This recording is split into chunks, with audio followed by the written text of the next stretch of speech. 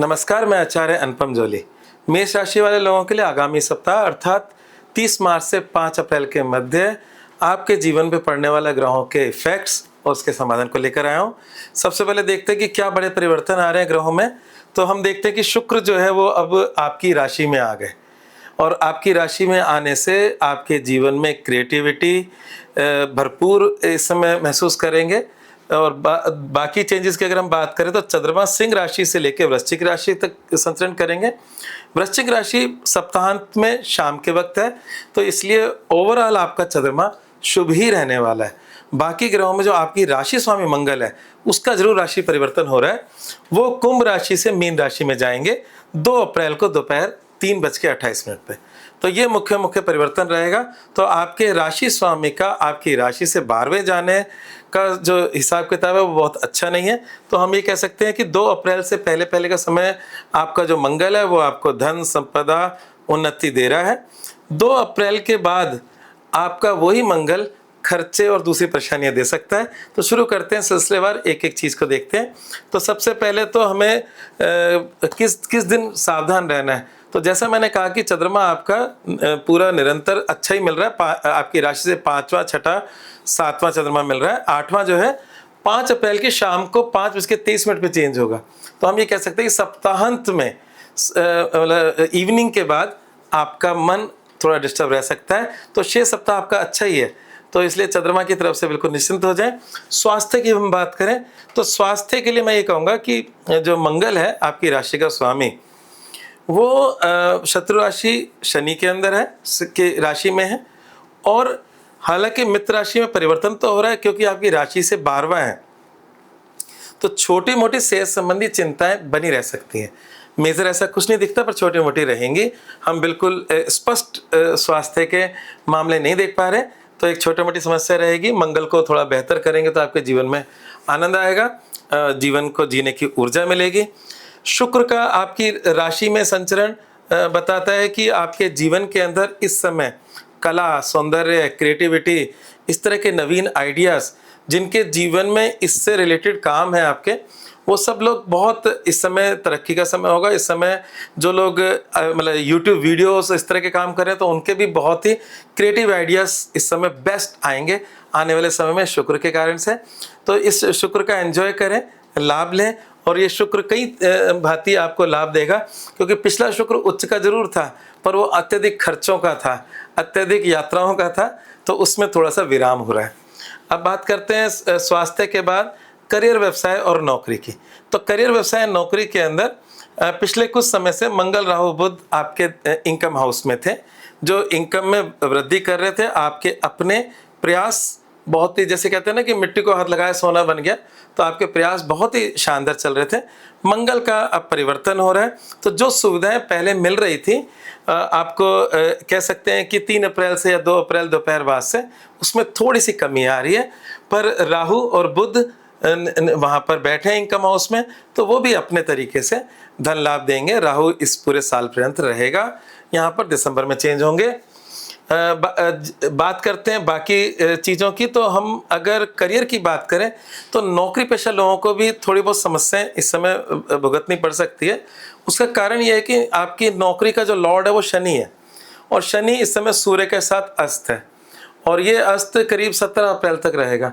तो 17 अप्रैल तक छोटी मोटी आपको समस्याएं भुगतनी पड़ सकती है। हालांकि जिन लोगों का कार्य विदेश संबंधी है उनके लिए तो इतना बुरा नहीं है इस शनि का संचरण 12वें घर से, परंतु 12वें घर में शनि का होना, अस्त होना आपके काम धंधे के प्रति डिससेटिस्फेक्शन बताता है। आपके बॉसेस से थोड़ी बहुत नोकझोंक हो सकती है इस वजह से। यहाँ पर सूर्य बॉस का कारक होता है, और शनि जो है आपके बॉस की, आपकी राशि से 10वां घर बॉस का मालिक है, और दोनों दुश्मन है, दोनों साथ बैठे हैं। तो कुल मिलाकर बात है कि थोड़ा बहुत अलाइनमेंट आपके बॉस के साथ नहीं रहेगा, तो उसके लिए थोड़ा सा प्रयास करें कि चीज़ों को मैनेज करने के लिए। बात करते हैं प्रेम संबंधों की और वैवाहिक जीवन की। तो वैवाहिक जीवन की तरफ से तो बिल्कुल हरी झंडी है। आपका शुक्र का जो परिवर्तन हुआ, जो आपकी राशि में आ रहा है, आपको भी क्रिएटिव बना रहा है, रोमांसपूर्ण बना रहा है, और आपके वैवाहिक जीवन को ब्लेस कर रहा है। शुक्र की दृष्टि अपनी मूल त्रिकोण राशि पर है। शुक्र प्रेम संबंध, प्रेम का कारक होता है, तो आपके वैवाहिक जीवन में प्रगाढ़ता, अगर विगत में कुछ अनबन रही भी होगी तो वो निश्चित रूप से इस हफ्ते समाप्त हो रही है और आपके जीवन में कुछ अच्छा हो रहा है। पर प्रेम संबंधों के लिहाज से समय बिल्कुल भी अच्छा नहीं है और लंबे समय से अच्छा नहीं चल रहा। उसके दो बड़े रीज़न है।